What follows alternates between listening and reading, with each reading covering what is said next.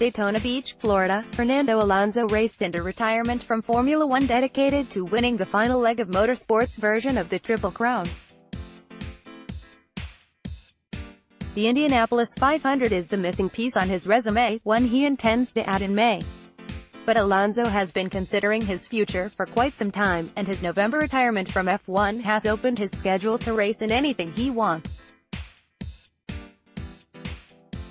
After anchoring Wayne Taylor Racing to a victory in the Rolex 24 at Daytona, the Spaniard was coy about his future.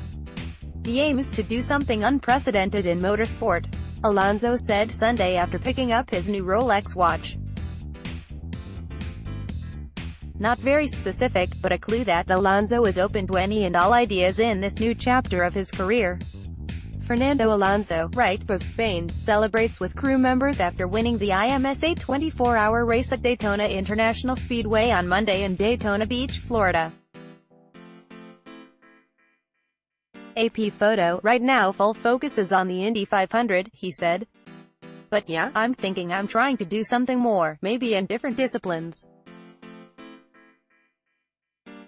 I need to think, I need to plan, I need to make sure that I'm competitive, to have the right people, the right teams, and the right preparations. Whatever adventure is next, I will not do it if I'm not competitive or I don't have a shot for winning. I need to be very calm and clever with the decisions for the future.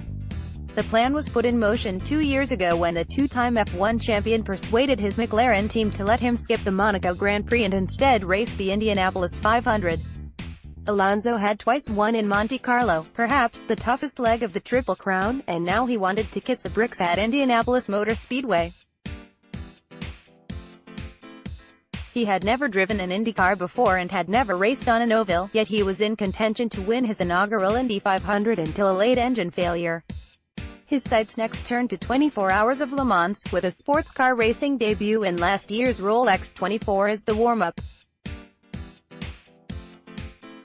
Alonso announced he would race at Le Mans the morning after he finished his first Rolex, and 6 months later he won in France to move closer to the Triple Crown.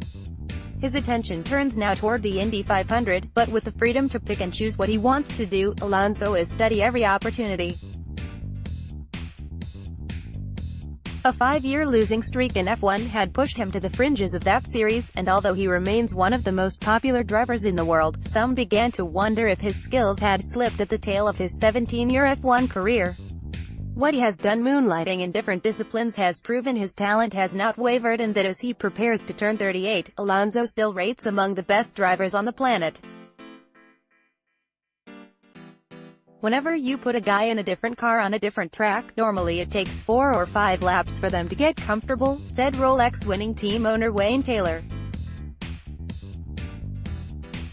I remember his first split on the first turn was as quick as everybody. I thought, how are we going to manage this? He was just terrific. Alonso did the heavy lifting for Taylor at Daytona, a race stopped twice for the first time in history for rain, then called shy of the 24-hour mark because conditions were too treacherous for drivers to be on the track. 2 of Alonso's 3 stints in the car were during the rain, in part because F1 had made him the most experienced driver on the Taylor lineup in wet conditions, and because he had the control and steadiness to manage the risks versus reward in a torrential rainstorm. Alonso found the limited visibility and standing water on the track to be the most dangerous conditions of his career, and he had had more than enough when he saw the pace car driver hydroplane and nearly crash when he was following under caution. But he didn't turn a single wheel wrong and drove the Cadillac DPI to the lead every time he was on the track to win the Rolex in his second try.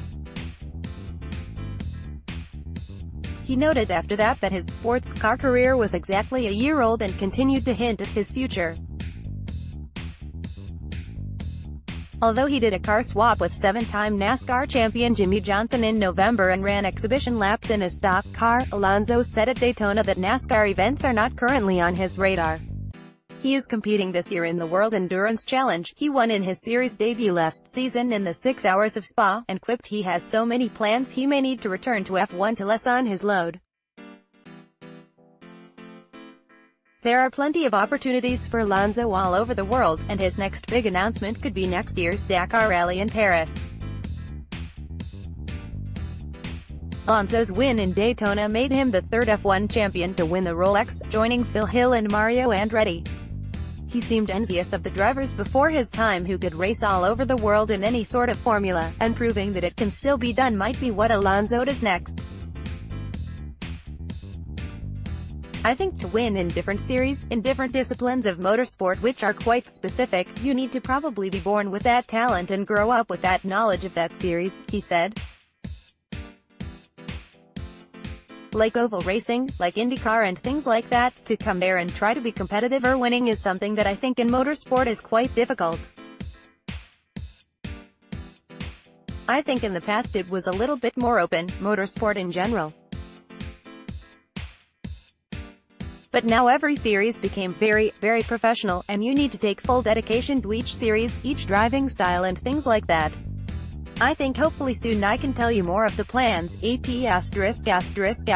NASCAR bans drivers, team members from betting on races. Daytona Beach, Florida. NASCAR has banned all drivers and team members from betting on its races as part of new gambling guidelines established in this season's rule book.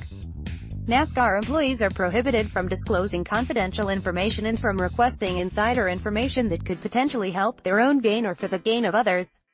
They are allowed to participate in fantasy sports relating to the 3 National Touring Series, Cup, Xfinity and Truck, but may not accept prizes with a value of more than $250 in any games. NASCAR partnered with Sportradar Integrity Services to develop a comprehensive gambling policy intended to protect the integrity of the sport. Dover International Speedway opened an on-site betting kiosk last fall, becoming the only track to allow sports gambling on its property. AP